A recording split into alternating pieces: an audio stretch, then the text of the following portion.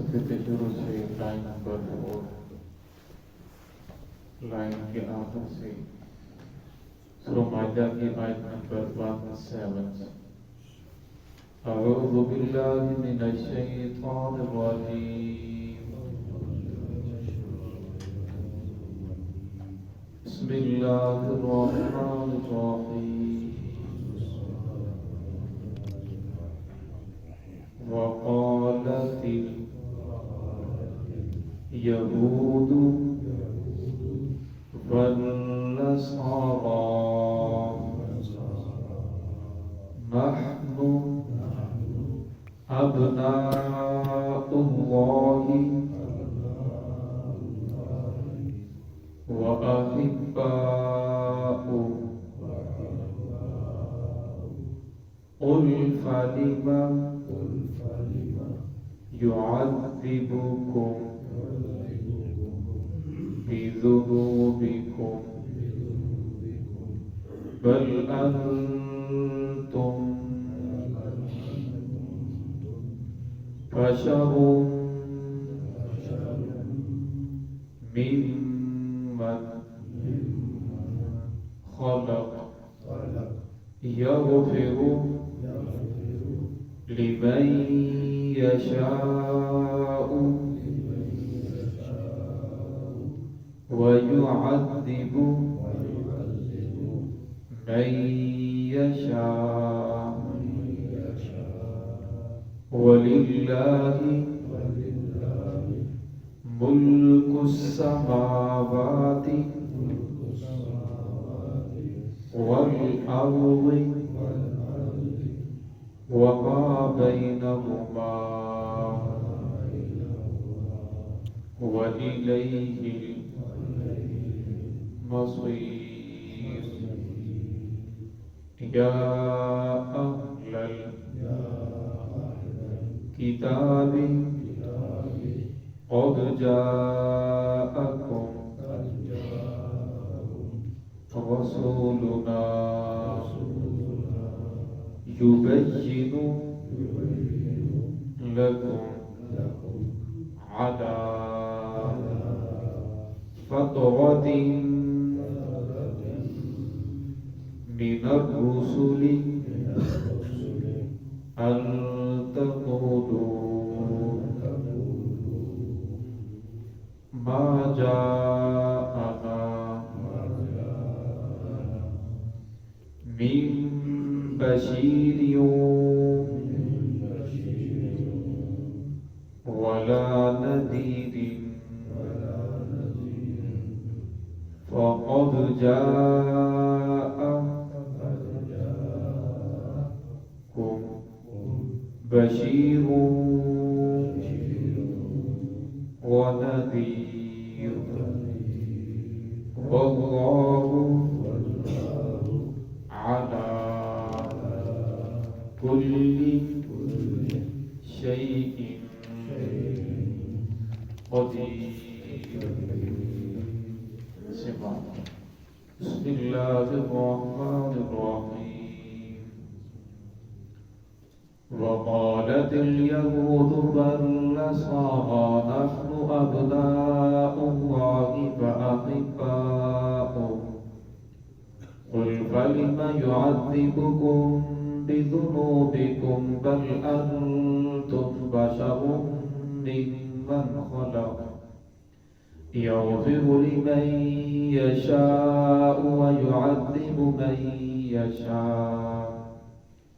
वलिल्लाहि मुल्कुस समावाति वल अर्दि वमा बैनहुमा व इलैहिल मसीर या अहलल किताबि क़द जाअकुम रसूलुना युबय्यिनु लकुम अला फ़तरतिन मिनर रुसुलि अन तक़ूलू मा जाअना मिन बशीरिन वला नज़ीरिन फ़क़द जाअकुम बशीरुन व नज़ीर वल्लाहु अला कुल्लि शैइन क़दीर। وقالت الیہود والنصارى، اور کہا یہودیوں اور نصارہ نے، عیسائیوں نے، نحن ابناء اللہ، ہم تو اللہ کے بیٹے ہیں، وأحباؤہ، ہم تو اللہ کے محبوب ہیں۔ قل فلم يعذبكم بذنوبكم، تو اللہ رب العزت نے فرمایا کہ کہہ دیجئے فلم يعذبكم، اگر تم اللہ کے بیٹے محبوب ہو وہ تمہیں کیوں عذاب دیتا ہے، بذنوبكم، تمہارے گناہوں کی وجہ سے، بل انتم بشر ممن خلق، بلکہ تم بھی انسان ہو، بشر ہو، ممن خلق، اور تمہیں بھی پیدا کیا گیا ہے، یغفر لمن یشاء، اللہ رب العزت مغفرت فرماتے ہیں جس کی چاہتے ہیں، وَيُعَذِّبُ مَن یشاء، اور عذاب دیتے ہیں جسے چاہتے ہیں، وَلِلَّهِ مُلْكُ السَّمَاوَاتِ وَالْأَرْضِ،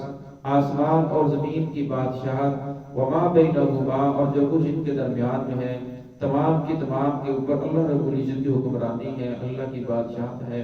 وَإِلَيْهِ الْمَصِيرُ، اور اللہ رب العزت کی طرف تم تمام کے تمام نے لوٹ کر جانا ہے۔ یا اہل الکتاب، اے اہل کتاب، قد جاءکم رسولنا، تحقیق آ چکے ہیں تمہارے پاس ہمارے رسول، یبین لکم، وہ بیان کرتے ہیں تمہارے لیے، علی فترۃ من الرسل، رسولوں کے وقفے کے بعد، ان تقولوا ما جاءنا، یہ کہ تم نہ کہو کہ نہیں آیا ہمارے پاس، من بشیر، کوئی خوشخبری دینے والا، ولا نذیر، اور نہ کوئی ڈرانے والا، فقد جاءکم، تحقیق تمہارے پاس آ چکا ہے، بشیر و نذیر، خوشخبری دینے والا اور ڈرانے والا، واللہ علی کل شیء قدیر، اللہ رب العزت ہر چیز پر قادر ہے۔ اس پہلی آیت کے اندر اللہ رب العزت نے یہودیوں اور عیسائیوں کا تذکرہ فرمایا کہ یہودیوں کا بھی عقیدہ ہے، وہ کہتے ہیں ہم تو اللہ کے بیٹے ہیں، ہم اللہ کے محبوب ہیں، لہذا ہمیں جہنم کے اندر جانا نہیں پڑے گا، ہمارے جو ابراہیم علیہ السلام کو 40 دن آگ کے اندر ڈالا گیا، ہم سب کے گناہوں کا کفارہ ہو گیا، اب یہودی دنیا کے اندر جو بھی کرتے رہیں، لہذا یہودیوں کو کوئی گناہ نہیں ملے گا، کوئی سزا، کوئی پکڑ نہیں آئے گی۔ کیوں؟ اس لیے وہ کہتے ہیں ہم تو اللہ کے بیٹے ہیں، ہم تو اللہ کے محبوب ہیں۔ لیکن اللہ رب العزت نے قرآن پاک ارشاد فرما دیا، لم یلد ولم یولد، نہ اللہ رب العزت کا کوئی بیٹا ہے، نہ اللہ رب العزت نے خود کسی کو جنا، نہ اس کا کوئی باپ ہے، نہ بیٹا ہے، نہ بیٹی ہے، نہ بیوی ہے، اللہ رب العزت ان تمام چیزوں سے پاک ہے۔ بخاری شریف کی روایت ہے، رسول اللہ صلی اللہ علیہ وسلم نے فرمایا کہ اللہ رب العزت فرماتے ہیں، حدیث قدسی ہے کہ ابن آدم مجھے گالی دیتا ہے، حالانکہ اسے حق نہیں ہے کہ وہ مجھے گالی دے۔ صحابہ نے پوچھا اصلا کیسے گالی دیتا ہے؟ فرمایا اللہ کی طرف اولاد کی نسبت کرنا، یہ اللہ رب العزت کو گالی دینا ہے۔ اللہ رب العزت اولاد سے پاک ہے، اللہ رب العزت کو اولاد کی ضرورت نہیں ہے۔ پھر اللہ رب العزت فرمایا کہ ان سے پوچھئے، قل فلم یعذبکم، اگر تم اللہ کے بیٹے ہو، اللہ کے محبوب ہو، تو اللہ رب العزت تمہیں عذاب کیوں دیتا ہے؟ تو اللہ رب العزت نے تمہیں گناہوں کی وجہ سے تمہیں بندر بنا دیا، کونوا قردۃ خاسئین، تمہیں خنزیر بنا دیا، آسمان سے تم پر عذاب مسلط ہوا، تعاون کی بیماری کے اندر تم مبتلا کیے گئے، تمہیں قتل کیا گیا، آخر ایسا کیوں ہوا؟ اگر تم اللہ کے محبوب تھے، فرمایا تمہارے گناہوں کی وجہ سے تمہارے اوپر پکڑ آئی ہے، بل انتم بشر، بلکہ تم بھی انسان ہو باقی انسانوں کی طرح، ممن خلق، جس طرح باقی انسانوں کو پیدا کیا گیا تمہیں بھی پیدا کیا گیا ہے، تم بھی انسان ہو، لہذا یہ تمہارا دعویٰ کرنا یہ جھوٹا ہے، لہذا ایسی بات نہ کہو۔ یغفر لمن یشاء ویعذب من یشاء، فرمایا اللہ رب العزت خود مختار ہے، جسے چاہے معاف کر دے، جسے چاہے عذاب دے۔ اللہ رب العزت کسی کا محتاج نہیں کہ کسی کی محتاجی کے اندر آ کر کسی کو عذاب نہ دے سکے، یا اللہ کسی کی محتاجی کے اندر آ کر کسی کو معاف نہ کر سکے۔ فرمایا اللہ رب العزت خود مختار ہے۔ وَلِلَّهِ مُلْكُ السَّمَاوَاتِ وَالْأَرْضِ وَمَا بَيْنَهُمَا، فرمایا آسمان زمین اور جو کچھ اس کے درمیان میں ہے، تمام کی تمام چیزوں کے اوپر بادشاہت اکیلے اللہ رب العزت کی ذات ہے۔ فرمایا تمہارے پاس جو چیزیں ہیں یہ اللہ رب العزت نے تمہیں عارضی طور پر دی ہیں، ہر آدمی کے پاس عارضی طور پر اس کا حکمران ہے، عارضی طور پر اس کا مالک ہے۔ اللہ رب قرآن پاک شاہ فرماتے ہیں فَأَمَّا الْإِنسَانُ إِذَا مَا ابْتَلَاهُ، فَأَمَّا الْإِنسَانُ وَأَمَّا الْإِنسَانُ، کہ اللہ رب العزت بعض مرتبہ کسی انسان کو آزماتے ہیں، مبتلاہ اس کی آزمائش کرتے ہیں اور اس کے اوپر عزت کو تنگ کر دیتے ہیں، اور فرمایا یہ بھی اس کی آزمائش کے اندر، دنیا کے اندر جو بھی انسان آیا ہے وہ آزمائش کے اندر ہے، کوئی مالدار ہے وہ بھی آزمائش کے اندر ہے، کوئی غریب ہے وہ بھی آزمائش کے اندر ہے، امتحان کے ایک عرصے سے ہر انسان گزر رہا ہے۔ اب جو غریب ہے اللہ رب العزت سے غربت کے اندر مبتلا کر کے دیکھتے ہیں کیا یہ بندہ میرے در کو چھوڑ کر در پہ جھکنا شروع کر دیتا ہے؟ کیا یہ میرے در کو چھوڑ کر ہر آدمی کے سامنے ہاتھ پھیلانا شروع کر دیتا ہے؟ کیا یہ میرے در کو چھوڑ کر اب میری ذات سے مایوس ہو جاتا ہے اور کفر کرنا شروع کر دیتا ہے؟ اور جس کو اللہ رب العزت نے نعمہ کہ اس کا انعام کیا، اکرام کیا، اس کو مال و دولت عطا فرمایا، فَمَّا الْإِنسان، وہ بھی مبتلاہ، وہ بھی آزمائش کے اندر ہے، اس کو ریاست ملی، حکومت ملی، حکمران بنا، اللہ رب العزت نے مال و دولت عطا فرمایا، سب کچھ مل جانے کے بعد فرمایا یہ بھی انسان آزمائش کے اندر ہے۔ اتنا ملنے کے بعد اب یہ اللہ رب العزت کی فرما برداری کرتا ہے یا نافرمانی کے اوپر اتر آتا ہے، اللہ رب العزت کی نافرمانی کرتا ہے اور خود خدا بن کے بیٹھ جاتا ہے۔ فرمایا اگر اللہ رب العزت کسی کا اکرام کرتے ہیں، کسی کو مال و دولت عطا فرماتے ہیں، فرمایا لئن شکرتم لازیدنکم، فرمایا اسے چاہیے کہ اللہ کا زیادہ شکر ادا کرے تاکہ اللہ اس کی نعمتوں کو بڑھائے۔ اور فرمایا شکر ادا کرنے کا سب سے بہترین طریقہ یہ ہے کہ انسان 5 وقت کی نماز بندی کے ساتھ پڑھے۔ فرمایا اگر کوئی انسان زبان سے الحمدللہ کہتا ہے یہ بھی اللہ کا شکر ہے، فرمایا لیکن نعمتیں سارا جسم استعمال کرے اور شکر ادا کرنے کے لیے صرف زبان، فرمایا اس لیے شکر ادا کرنے کا بہترین طریقہ یہ ہے کہ انسان 5 وقت کی نماز بندی کے ساتھ پڑھے۔ تو اللہ نے شاہ فرمایا کہ دنیا کے اندر جو بھی انسان ہے، چاہے کوئی مالدار ہے، چاہے غریب ہے، چاہے عام انسان ہے، فرمایا وہ آزمائش کے اندر ہے۔ ہر انسان اس آزمائش اس امتحان سے گزر رہا ہے۔ فرمایا دنیا کے اندر کوئی انسان جو بھی کام کرتا ہے کوئی لا حاصل نہیں، ہر کام کا کوئی نہ کوئی مقصد ہے۔ انسان ایک کیل بناتا ہے، ایک سوئی بھی بناتا ہے، اس کا بھی کوئی نہ کوئی مقصد ہے۔ یہ اتنی بڑی کائنات بھائی، آسمان زمین، آخر اس کا کوئی مقصد نہیں، فرمایا اس کا بھی کوئی مقصد ہے۔ ایک دن آنے والا ہے، ہر ایک کو اللہ کے سامنے پیش ہونا ہے، وَإِلَيْهِ الْمَصِيرُ، ہر ایک نے اللہ کی طرف لوٹ کر جانا ہے۔ پھر اللہ رب العزت تم سب سے امتحان لیں گے کہ دنیا کے اندر کیا کرتے رہے۔ فرمایا جس نے محمد رسول اللہ صلی اللہ علیہ وسلم کے طریقے کو اپنایا، رسول اللہ صلی اللہ علیہ وسلم کے طریقے کے مطابق زندگی گزاری، فرمایا وہ کامیاب ہو جائے گا۔ جس نے محمد رسول اللہ صلی اللہ علیہ وسلم کے طریقوں کو دنیا کے اندر رہتے ہوئے ٹھکرا دیا، فرمایا اس کے لیے ہمیشہ ہمیشہ پریشانی ہوگی۔ فرمایا ہر انسان اس امتحان کے عرصے سے گزر رہا ہے۔ یا اہل الکتاب، اہل کتاب، قد جاءکم رسولنا،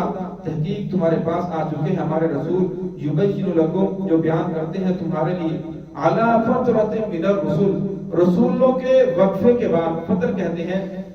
فترت کا جو زمانہ کہتے ہیں کہ یعنی درمیان کے اندر جو انبیاء اکرام تشریف نہ لے کر آئیں، جو زمانہ گزرے جس کے اندر کوئی بھی نبی موجود نہ ہو، اسے فتر کا زمانہ کہا جاتا ہے۔ عیسیٰ علیہ السلام کے آسمان پر اٹھائے جانے کے بعد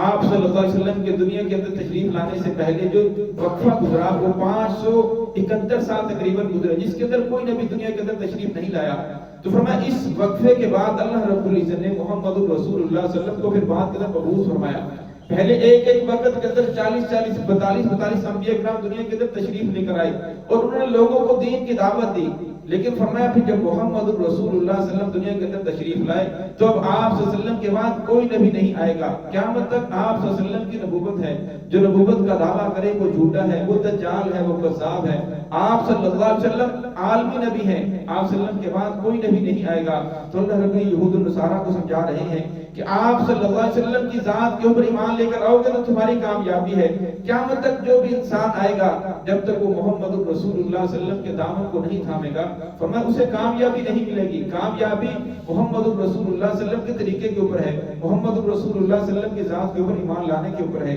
تو اللہ نے شاہ فرما دیا قد جاءکم رسولنا، تحقیق تمہارے پاس آ چکے ہمارے رسول، یبین لکم، وہ بیان کرتے ہیں تمہارے لیے۔ فرمایا ایسا نہ ہو کل قیامت میں تم یہ کہو کہ ہمیں تو کوئی ڈرانے والا نہیں آیا، ہمیں تو کوئی خبردار کرنے والا نہیں آیا، ہمیں تو کوئی سمجھانے والا نہیں آیا۔ علماء فرماتے ہیں، فقہاء فرماتے ہیں اگر دنیا کے اندر کوئی نبی بھی تشریف نہ لاتا، کوئی انسانوں کو سمجھانے کے لیے نہ آتا، پھر بھی اللہ رب العزت نے انسان کو عقل دی ہے، انسان کو آنکھیں دی ہے، انسان کو سمجھ دی ہے۔ یہ آسمان زمین کا نظام دے کر اسے سمجھنا چاہیے کوئی ذات ہے جو اس سارے نظام کو چلا رہی ہے۔ یہ دن ہو رہا ہے، رات ہو رہی ہے، سردی آ رہی ہے، گرمی آ رہی ہے، سورج اپنے وقت پہ نکل رہا ہے، چاند اپنے وقت پہ نکل رہا ہے، یہ سارا نظام کون چلا رہا ہے؟ فرمایا اس سارے نظام کو دے کر انسان کو ذات کے اوپر ایمان لانا ضروری ہے۔ لیکن اللہ رب العزت نے پھر بھی حجت عام کرنے کے لیے انبیاء کرام کا سلسلہ جاری فرمایا۔ انبیاء کرام نے دنیا کے اندر لا کر لوگوں کو حق کی طرف بلایا، لوگوں کو دین کی دعوت دی، اور فرمایا یہ سلسلہ چلتا رہا۔ جب محمد رسول اللہ صلی اللہ علیہ وسلم دنیا کے اندر تشریف لائے پھر نبوت کا دروازہ بند ہو گیا، اب آپ صلی اللہ علیہ وسلم کے بعد کوئی نبی نہیں آئے گا، لیکن امت کو قیامت تک آئے گی۔ فرمایا اس امت کی اصلاح کرنا، اس امت کو دین کی طرف لے کر آنا، اس امت کا حق بات کو بھجانا، فرمایا اس امت کی ذمہ داری ہے۔ جس آدمی نے یہ کلمہ پڑھا ہے اس کی ذمہ داری ہے وہ اپنی فکر کرے اور جہاں تک اس کا بس چلتا ہے محمد رسول اللہ صلی اللہ علیہ وسلم کے دین کو پہنچائے۔ آپ صلی اللہ علیہ وسلم کی حدیث ہے بلغوا عنی ولو آیا، فرمایا اگر کسی کو میرا ایک فرمان یاد ہو، میری ایک حدیث بھی یاد ہو، اسے چاہیے کہ اس کو آگے پہنچائے۔ تو فرمایا اس لیے ہر انسان کی ذمہ داری ہے، جو گھر کا بڑا ہے، سربراہ ہے، اس کی ذمہ داری ہے گھر کے جتنے افراد ہیں ان کی فکر کرے، ان کو دین کی طرف لانے کی کوشش کرے۔ قرآن پاک کی آیت ہے یا ایھا الذین آمنوا قوا انفسکم واہلیکم نارا، اے لوگوں جو ایمان لے کر آئے ہو، قوا انفسکم بچاؤ اپنے آپ کو، واہلیکم اپنے اہل و عیال کو، نارا آگ سے، وہ کون سی آگ ہے، وقودھا الناس والحجارہ، فرمایا جس آگ کا ایندھن انسان اور پتھر ہیں۔ اللہ رب نے قرآن پاک میں بار بار لوگوں کو خبردار کیا، اور یہاں فرمایا ما جاءنا من بشیر ولا نذیر فقد جاءکم بشیر و نذیر، تحقیق تمہارے پاس خوشخبری دینے والے بھی آ چکے ہیں، ڈرانے والے بھی آ چکے ہیں۔ اللہ رب العزت نے ہر دور کے اندر کوئی سلسلہ ایسا نہیں رہا کہ جہاں کی آواز بلند کرنے والے کھڑے نہ کیے ہوں، دین کی طرف بلانے والے کھڑے نہ کیے ہوں۔ فرمایا پھر انسان پھر کسی راستے کے اوپر نہ آئے، فرمایا یہ انسان کی اپنی بد نصیبی ہے۔ واللہ علی کل شیء قدیر، فرمایا اللہ رب العزت تو ہر چیز پر قادر ہے۔ فمن شاء فلیؤمن ومن شاء فلیکفر، جس کا جی چاہے ایمان لے کر آئے، جس کا جی چاہے کفر اختیار کرے۔ فرمایا جو ایمان لے کر آئے گا اس کو اپنی ذات کا فائدہ ہے، جو کفر اختیار کرے گا وہ اپنا نقصان کرے گا۔ دعا ہے کہ اللہ رب العزت ہم سب کو صراط مستقیم پہ چلنے کی توفیق عطا فرمائے۔ بسم اللہ۔